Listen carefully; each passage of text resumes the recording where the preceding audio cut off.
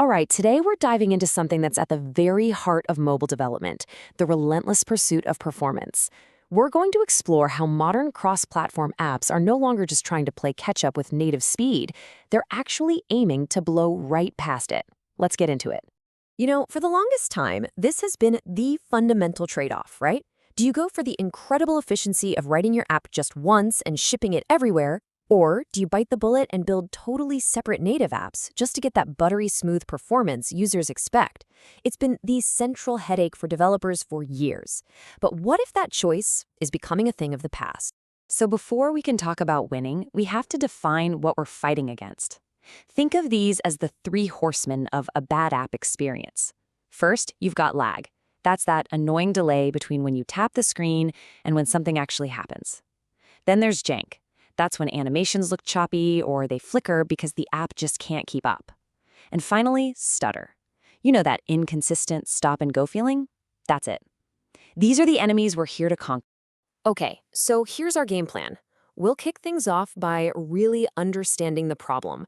Then we're going to peel back the layers of the solution, starting deep down with the core toolchain, moving to a truly revolutionary graphics engine, and then talking about the smart coding practices that you, the developer, need to bring to the table.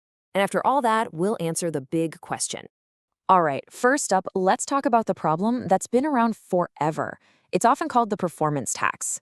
This is the price developers have always kind of accepted they had to pay for the convenience of a single code base. It's this belief that having that extra layer between your code and the hardware will always make it a little bit slower. Now, this number right here, 16.6 milliseconds. This is everything. This is the whole game. To get that fluid 60 frames per second experience that our eyes perceive as smooth, every single thing that happens on screen, every animation, every update, has to be fully calculated and drawn in just 16.6 milliseconds. If you miss that window by even a tiny fraction, the system drops the frame, and the user sees a glitch. It's an incredibly tight budget. So how in the world do we start hitting that tiny time budget? Well, the first step isn't actually in your app's code. It's much deeper. We're talking about optimizing the core toolchain. The compilers and linkers that actually transform your code into a real running application. See, true performance begins where your app first meets the operating system. By making sure our toolchain is perfectly aligned with the absolute latest OS specs, like for Android 15, we get rid of a ton of systemic friction before your app's code even runs. It's all about building on a more efficient foundation from the ground up. And this table is a perfect example of what I'm talking about. Modern 64-bit Android systems like to think about memory in 16 kilobyte chunks or pages. But if your app was compiled using an older toolchain that thinks in 4 kilobyte pages, the OS has to do a bunch of extra work just to translate between the two.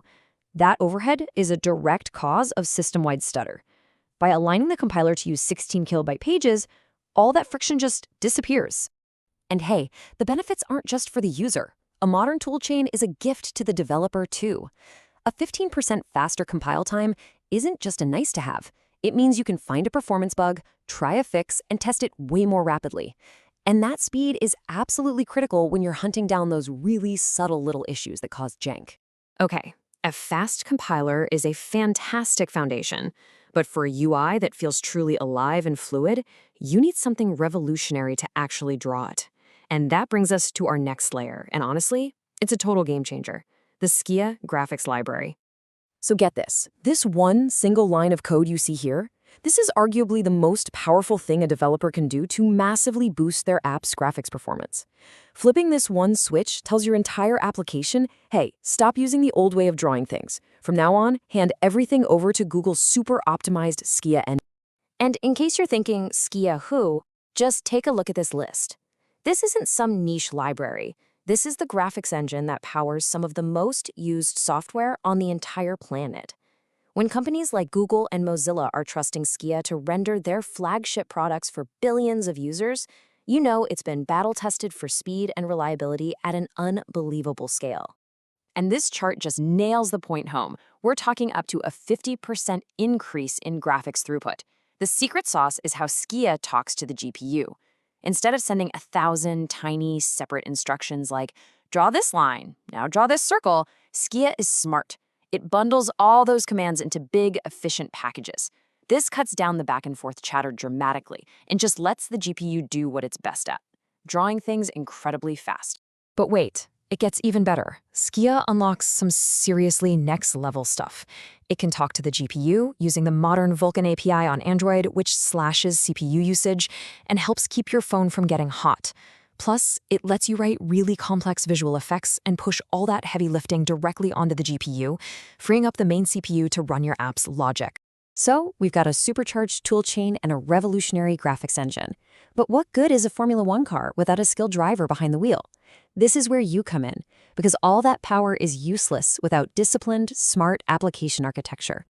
The number one absolute golden rule of a responsive app is this: keep the main UI thread free at all costs. This simple, three-step process is your Bible. Step 1. Find any task that might take a while. Downloading from the internet, running a big database query. Step 2. Shove that work onto a background thread. Step 3, and this is crucial, once the work is done, you safely hand the result back to the main thread so it can update the screen. That's it. And that same discipline applies to the UI building blocks you choose. Just look at this classic example. If you have a long list, using a T-list box is a recipe for lag. Why? Because it creates a full, heavyweight component for every single item in the list, even the ones off-screen. A T-list view, on the other hand, is virtualized. It's smart. It only creates the visuals for the items you can actually see, which means you get smooth, constant performance whether your list has 100 items or 100,000. This quote right here just says it all, doesn't it? In modern app development, protecting the main thread isn't a friendly suggestion. It's the absolute, non-negotiable foundation of a good user experience. Anytime you block it, you risk missing that 16.6 millisecond deadline and creating jink. Okay, let's talk about memory for a second, because every choice you make has a consequence. Take the large heap setting, for example. It sounds great, right? It can stop your app from crashing because it ran out of memory. But the hidden cost is that you're giving the garbage collector a massive space to clean up, which means its pauses can get much longer. And a long garbage collection pause is a guaranteed way to cause a nasty stutter. And this leads us to a nasty little problem called memory churn. Imagine your app is constantly creating and then immediately throwing away thousands of tiny little objects. Every time it does this, it forces the garbage collector to run and clean up the mess. Each cleanup only steals a few CPU cycles, but when it happens over and over and over again, it creates this constant, annoying microstutter. That's why high-performance apps use clever techniques like object pooling, reusing objects instead of constantly making new ones. So after digging through the toolchain, the rendering engine, and the application architecture, we come back to the big question we started with. Can a cross-platform app really be better than native? It's time for the verdict.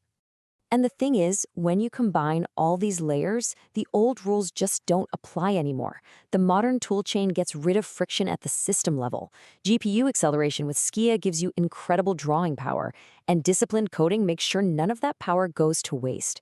When you put it all together, that old performance tax doesn't just get smaller, it can be eliminated completely. And this brings us to a really important shift in how we think about all this. Maybe we've been asking the wrong question the whole time. Is the goal really just to be as good as native?